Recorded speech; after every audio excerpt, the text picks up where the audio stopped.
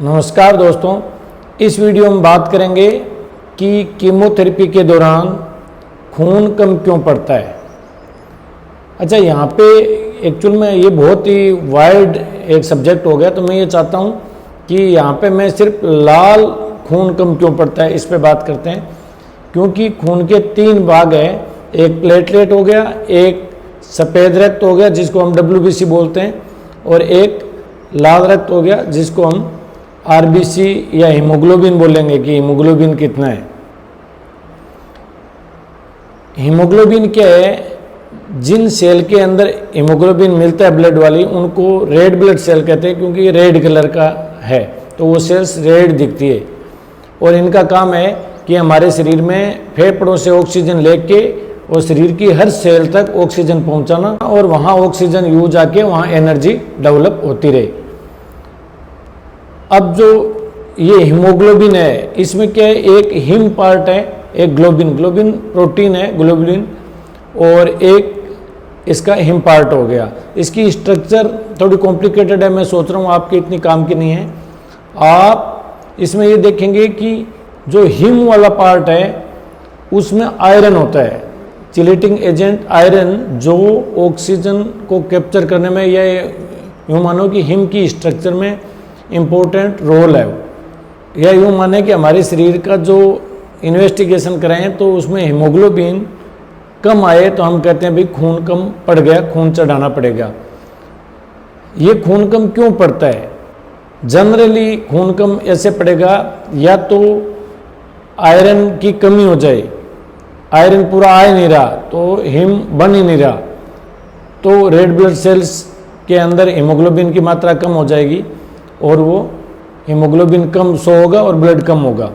या फिर यूँ कि खून का लॉस ज़्यादा हो, कहीं से शरीर के अंदर, चाहे मस्से से है या आंत के अंदर से है, कहीं से भी खून निकल रहा हो तो खून कम हो जाए। या फिर जो खून की सेल्स है वो खुद ही ख़त्म हो रही हो शरीर के अंदर किसी भी कारण से, तो फिर खून कम हो जाता है। उसमें जब किसी भी कारण से खून की सेल्स खत्म होती है तो वो आयरन होता है, वो बॉडी के अंदर ही स्टोर रहता है, तो वहाँ पे आयरन की कमी नहीं होती। लेकिन अगर वो खून कहीं से निकल रहा है तो उसके साथ वो आयरन भी निकल रहा है, तो शरीर के अंदर आयरन की कमी हो जाती है। तो वो वाला अगर अपन ब्लड पूरा करना चाहें तो हमें बाहर से या तो ब्लड लगाना है या आयरन की पूर्ति करनी है। आयरन की पूर्ति करेंगे तो धीरे धीरे ब्लड बनना शुरू होगा और बराबर आ जाएगा। अब हम बात करते हैं कि कीमोथेरेपी के अंदर क्यों कम होता है। कीमोथेरेपी के अंदर शरीर की लगभग सभी सेल्स डिस्ट्रॉय होती है, तो इसमें क्या ब्लड सेल्स भी डिस्ट्रॉय होती है। जनरली प्लेटलेट और वाइट ब्लड सेल्स है वो ज़्यादा डिस्ट्रॉय होती है, रेड ब्लड सेल्स कम डिस्ट्रॉय होती है।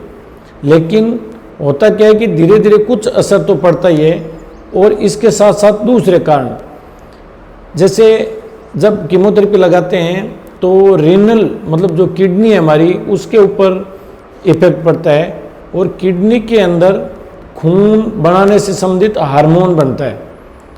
अगर किडनी अफेक्ट हुई तो वो हार्मोन भी कम बनेगा, तो जो RBC का प्रोडक्शन होता है वो कम हो जाएगा। इरिथ्रोपोइटिन बोलते हैं उस हार्मोन को, वो रेड ब्लड सेल का प्रोडक्शन बढ़ाती है, तो वो कम हो जाता है। तो रेड ब्लड सेल कम बन रही है तो इसमें फिर हीमोग्लोबिन की मात्रा कम आने की चांस बढ़ ही जाते हैं।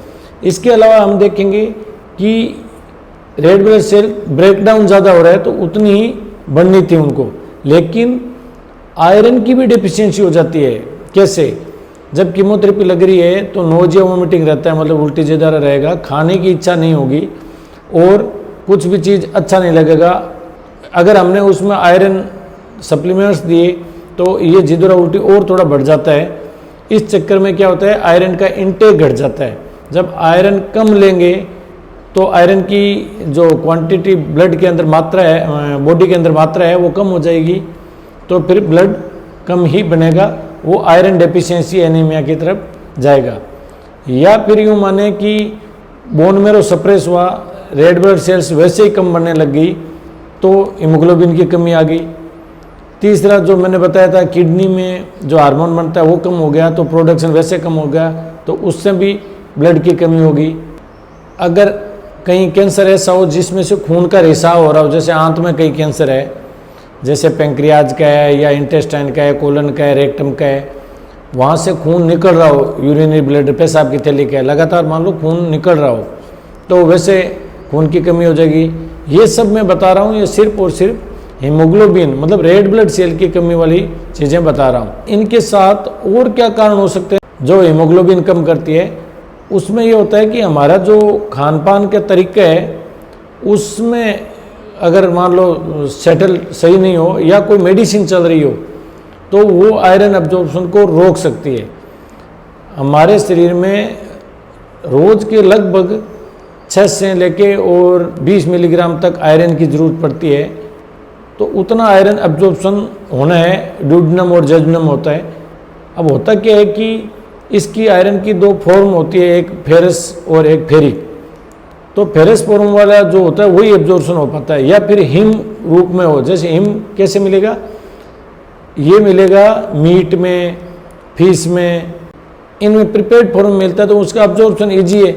लेकिन अगर हम ये कहें कि जो शाकाहारी है, जो मीट वगैरह नहीं खाते, तो उनको आयरन किसी न किसी रूप में लेना ही पड़ेगा। वो आयरन अब्जॉर्प्शन में कमी आ जाती है उस आयरन में। और दूसरी कीमोथेरेपी देते हैं तो जो जीआईटी की सेल्स है वो भी शेड ऑफ होती है, तो वहाँ पे भी वो आयरन अब्जॉर्प्शन की प्रॉब्लम आनी शुरू हो जाती है। तो ये सारे फैक्टर्स मिला के शरीर में खून की कमी कर देते हैं। और होता क्या है कि जब आप खाना खा रहे हो तो खाने का कुछ कॉम्बिनेशंस होता है, उस कॉम्बिनेशन में आयरन डेफिशिएंसी होगी, आयरन का अब्जॉर्प्शन नहीं होगा। जैसे मान लो कैल्शियम के साथ ले लिया, या आपने किसी भी डेयरी प्रोडक्ट के साथ में, जैसे दूध वगैरह, इन सब में कैल्शियम होता है, ये आयरन अब्जॉर्प्शन को कम करने लग जाते हैं। और कुछ एक प्रोडक्ट होते हैं जो बढ़ाते हैं। ये हम बात करें नेक्स्ट वीडियो में कि भाई आप क्या चीज़ खाओ जिसकी वजह से आपका खून बढ़ जाए या आपका खून बराबर मात्रा में रहे, खून की कमी नहीं आए। उसके लिए हम अलग वीडियो बनाएंगे। यहाँ मेरा मकसद ये था कि खून की कमी पड़ती क्यों है, और पॉइंट वाइज ये है कि या तो हमारे खान पान में कमी होगी जिसमें आयरन की कमी हो, या हमारा कॉम्बिनेशन गड़बड़ है खान पान का, हमारे कीमोथेरेपी की वजह से जो नोजिया वोमिटिंग हो रहा है, या जो जीआईटी सेल शेड ऑफ हो रही है उसकी वजह से आयरन अब्जॉर्प्शन नहीं हो पा रहा। और अगर आयरन अब्जॉर्प्शन है, आयरन की पूर्ति है, फिर आरबीसी बढ़ने में दिक्कत आ रही है, रेड ब्लड सेल बढ़ने में दिक्कत आ रही है, उसके लिए बोन मैरो सप्रेशन होता है कीमोथेरेपी से। जो किडनी है उसमें अगर इफेक्ट आता है तो उसकी वजह से हार्मोन का, एरिथ्रोपोइटिन का सिक्रेशन कम हो जाता है, इस वजह से कम बढ़ना शुरू हो जाता है। और जो आरबीसी ऑलरेडी है उसके भी डिस्ट्रक्शन होता है कीमोथेरेपी की वजह से, तो वो भी ब्लड कम करता है। अब बात रही रेडियोथेरेपी की। रेडियोथेरेपी इतना ब्लड कम नहीं करता अगर वो एक लिमिट मात्रा में दी जाए। जैसे मान लो गले में दूँ मैं, या पेट में, या हाथ पे, पैर पे, कहीं भी दे रहा हूँ छोटे फील्ड में, तो वो इतना इफेक्ट नहीं डालेगा, क्योंकि उसका इफेक्ट सिर्फ उतनी दूरी में रहेगा। उतनी दूरी में जो बोन मैरो है वो डिप्रेस हो जाएगा, लेकिन बाकी बॉडी का ब्लड बनता रहेगा।